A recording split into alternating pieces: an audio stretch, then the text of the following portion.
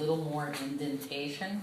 If you take your credit card, I like holding my pumpkin so it's right next to me. I just carve in that groove. You're not taking off much clay, but you go to that side and where you had that sharp edge, and you work that sharp edge over, because it's an optical illusion. If you have something that just goes in deep, just a groove that goes in deep, that looks kind of deep, but if you smooth those edges off and give it more of a valley look, it actually gives it a depth, making it look deeper than it really is. And so that's all I do, is I walk it around, giving it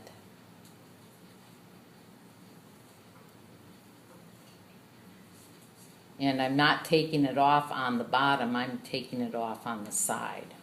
You can see where the sides are starting to get a little shiny.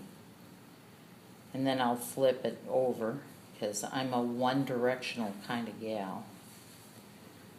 One way, but if I flip it over, I can do the other side, going on a nice even. I found I do a nice even stroke pulling towards me, but if I'm pushing away, it tends to get jagged.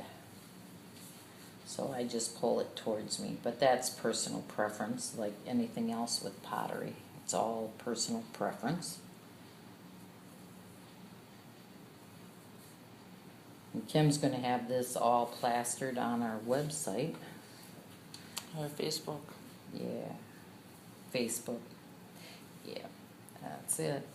What I also do at this point, once I've done the grooves, I go down to the bottom and I make sure that those grooves go all the way to the edge.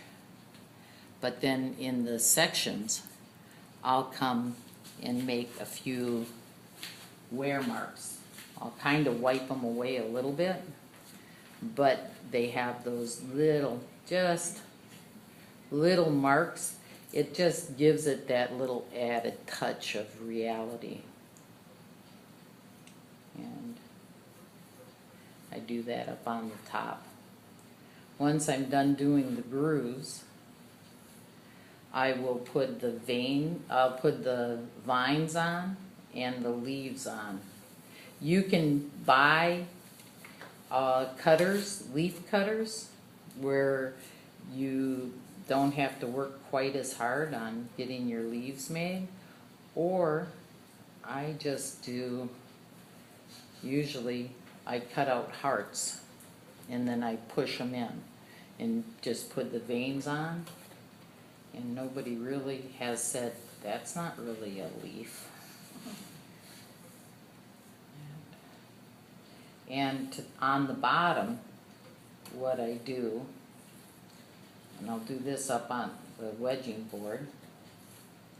Just wanted to get that last vein done here. And how I finish my bottoms off, because I don't really like a flat bottom. I like having a little slope on the sides. All you have to do is roll your pumpkin. And that kind of gives it a finished look, and it also gives it a little raised in here, like you actually trimmed it when you didn't. So it's just a nice little cheater method. Then I'll take a rock and burnish it, only because I'm crazy. And let me grab a little bit of clay here for the vines. Vines are real easy, just make your coils. And use sloppy clay, not real wet clay, but don't use firm clay for doing your vines. And I always take more than I need. So coils are real easy to make. It's just from your heel of your hand to the tip of your fingers. Once I got that, I just start coiling. I coil the coil till as many coils as I can get on it. Then when I put them on the pot, I just spread out the coils. First I got to get some water. There we go.